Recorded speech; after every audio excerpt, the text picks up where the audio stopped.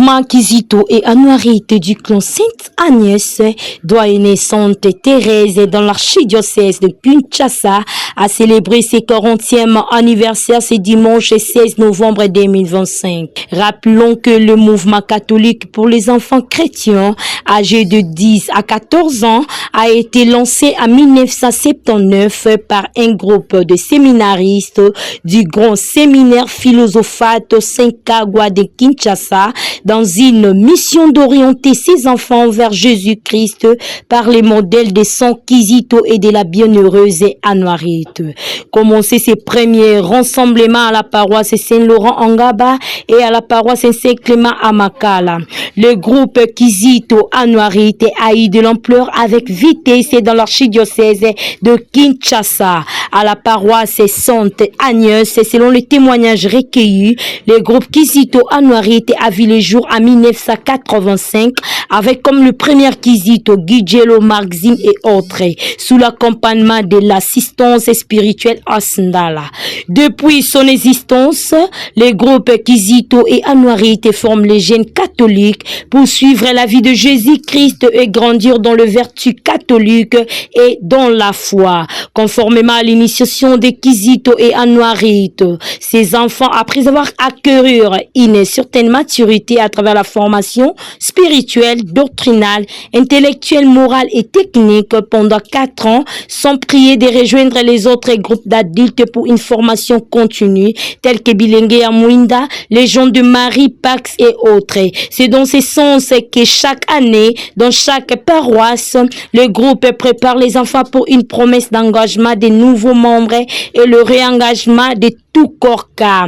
La dite cérémonie se déroule à l'Eucharistie au respect de l'initiation. C'est dans ce cadre que le clan Sainte-Agnès et doyenné Sainte Thérèse de l'archidiocèse de Kinshasa a célébré ses 40e anniversaire ce dimanche 16 novembre 2025. Au cours de la cérémonie, le scarf de Yaya faisant fonction a été détaché devant les paroissiens, les anciens-cas et autres invités, signifiant sa lutte menée au sein du clan et ses loyaux services rendus. Désormais, Yaya nommé Georges Chini va rejoindre l'équipe de comité des parents pour continuer sa mission au sein du clan. Il convient de signaler que l'ambiance a été au rendez-vous et tout s'est déroulé au calme. Suivez le déroulement de la promesse et quelques réactions.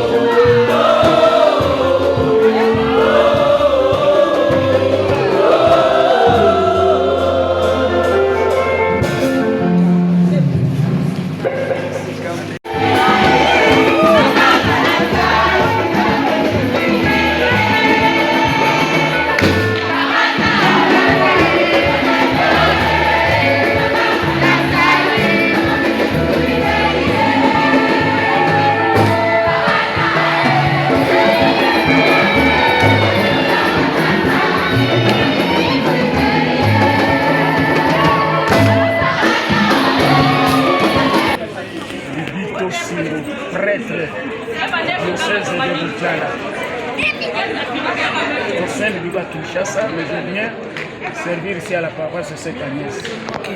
Mes impressions sont les suivantes. Je remercie d'abord le Seigneur parce que tout ce que nous faisons sans son appui ne peut pas produire des effets positifs.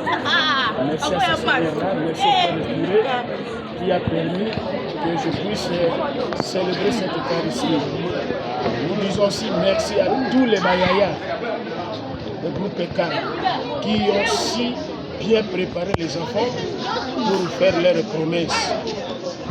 Et à la fin, je vous remercie pour m'avoir aussi apporté la parole. Bonjour, on m'appelle Maman Danse, je suis assortance. J'ai fui assortance du clan Sainte-Agnès.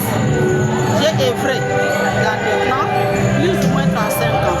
Si aujourd'hui le clan a totalisé 40 ans, c'est-à-dire moi, j'ai travaillé comme as 35 ans. Alors, mon arrivée, l'initiation, c'était le père Grou qui m'avait sollicité d'encadrer les enfants. Puis à cette époque-là, il n'y avait pas de as dans le clan. Et quand j'ai trouvé le clan était réellement par terre. J'ai essayé un peu de relever. Je me suis buté aussi avec des difficultés, mais qu'on a un peu dépassé. Donc c'est un peu ça, j'ai encadré les enfants, j'ai encadré les yayas. Aujourd'hui, j'ai essayé un peu de me retirer parce que tous les enfants que j'ai trouvés dans le clan, comme Anouarit, comme Kizito, ils se sont mariés, ils ont des enfants. Alors j'ai préféré laisser le groupe au même de ceux que j'ai encadrés. Il y avait beaucoup de difficultés, surtout à propos des colonies de vacances, du diocèse, des doyennés. Alors je me suis débattue de façon que mon clan soit toujours représenté partout. Et je faisais de mon mieux, pour que mon clan arrive. Quand on va parler de 40 ans, vraiment je suis rendu avec joie. Le clan Sainte-Agnès aussi 40 ans. Ceux qui ont tani bayaya, bakoma na kuta qui bakoma ba parents, bakoma ba grands-parents, et ça les a benda et symbolique. Na komona pa na obenda na kadraga na peko wana. Kombo na ngai Kabose Makabu Nzinga naza CP ya clan Sainte-Agnès ya Njili. Vraiment natondi ne sengo mingi lelo wali ko sepela 40 ans d'existence depuis que le groupe a commencé, le to fêté 40e année d'existence. groupe ebanda na 1985 etoti tozokoba nango lelo tosepeli 40 ans na baimpression na ngai eza esengo mpe tondi mpenza na kati ya motema ya komona ndenge groupe ka ya Sainte Agnès ekoli groupe ka oyo ebimisi mpe bamapera ebimisi basango ebimisi bamamelo bamarie ezwi bakoko na bakokololo vraiment esengo eluti makasi mpenza meme déroulement ya messe mpenza messe eleki kitoko toyembi messe esalemaki na monsieur l'abbé Emmanuel elongo na abbé Jacques vraiment messe eleki kitoko vraiment nzambe azwa lokumu lisanga oyo nzambe abatela ko bakobatela lisanga oyo ekende liboso me biso ata tolonge bana bakoya baleki bakoya bakoba kosala mosala na kati ya lisanga oyo eza lisanga moko mpenza malamu eza lisanga moko ezali kosalisa bajeune baemerge na kati ya société baemerge na kati ya eklese vraiment natondi na esengo mingi mpe natondi mpe kire na biso mapere guilin ya soutenaki biso du début jusqu'à la fin vraiment nakumisi nzambe na nyonso esalemi mpona 40 ans d'existence yanga nazali moko na baye oyo babandaki kokamba baleki okati ya lisanga ya fizike mpe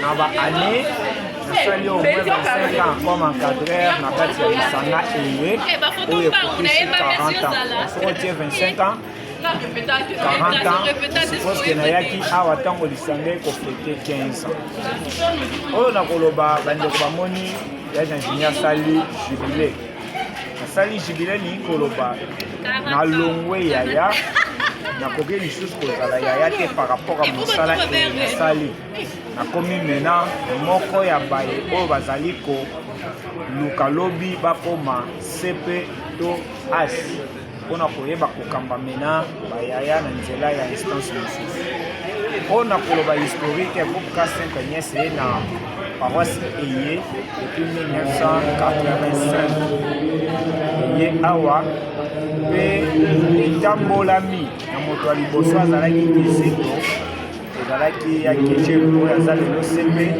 mpe première mokasi ezalaki ya malongo na yango baye oyo bakambi lisanga bango wana nde na mokolo mwa lelo baye oyo bazali kokoba kokamba lisanga ya biso ezali mokasa liyika mokasa éternel kasima argeti mpe kasima ndola oyo batikali na lisanga na koloba na baleki to bayaya eye bazali koasipele koya baya olisanga ya kizito mpe anwariki lisanga eye esalisi mpe esuli bato ebele ekami bato ekomisi bato baresponsable mateyama yango ezali vraiment kobongola bato biso moko tozali na exemple mpe soki oye okozwa na baboti otinda bana baya kosangana na bayaya eye bazali wana mpe basunga bango po ete nyonso ezala malamu malamu na biso nyonso donc mpona yango groupe na biso oyo toprépare 40 ans oyo toprépare 40 ans pendant une année tozalaki na messe d'ouverture na messe d'ouverture nde yango nde tosalaki bapréparatif nyonso mpe lelo oyo date na biso ekoki ndenge lelo tofete 40 ans date na biso mpenza ya kofete 40 ans ezalaki mpenza lelo te elingai kosalama depuis na mois d'octobre mais en tout cas biso bato ya mokili tozali kokanisa na ndenge na biso me nzambe mpe asalaka makambo na ndenge na ye oyo lelo touti kopedre yaya na biso stagiaire touti kopedre yaya na biso stagiaire oyo autaki kotika biso yango esalaki biso mpasi mingi c'est pour cela elukaki ke tobakisa lisusu 3 semaines mpona tomeka kokitisa mawa oyo ya yaya na biso me mpona mutu oyo alingi koya kokota na groupe en tout cas biso na kati ya groupe mpona kokota na kati ya groupe condition mpenza ezalaka petali soki olobi ke lelo okoma yaya il suffit que ozala toujours formé parce que soki ozali formé okoya na kati ya groupe condition mpenza eza te